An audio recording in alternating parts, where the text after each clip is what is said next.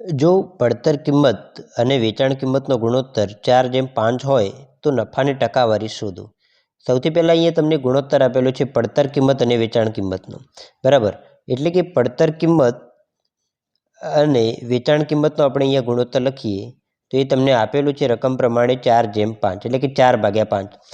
હવે આપણે ધારી લઈએ કે જો પડતર કિંમત 4 હોય અને વેચાણ કિંમત 5 હોય તો આની અંદર વેચાણ કિંમત વધારે છે અને પડતર કિંમત ઓછી છે. તો નફો આપણે જો ગણવા જઈએ તો કેટલો થાય નફો? જો પડતર કિંમત 4 રૂપિયા અને વેચાણ કિંમત 5 રૂપિયા આપણે માનીને ચાલીએ તો નફો કેટલો થાય? વેચાણ કિંમત માઇનસ પડતર કિંમત, એટલે કે 5 - 4, બરાબર.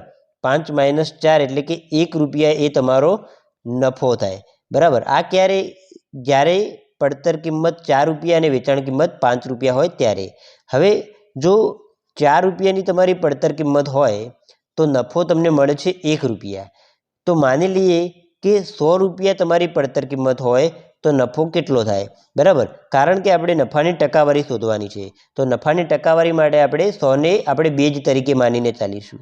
તો 4 રૂપિયાની પડતર કિંમતે નફો 1 રૂપિયા હોય તો 100 રૂપિયાની પડતર કિંમતે નફો કેટલો થાય? તો 100 × 1 અને ભાગાકારમાં 4 આવી જાય, બરાબર. તો આનું સાદું રૂપ આપીએ તો આપણને મળી જાય છે 25%. એટલે કે અહીંયા નફો તમને મળે છે 25%. તો આ આપણો સાચો જવાબ બની જાય છે.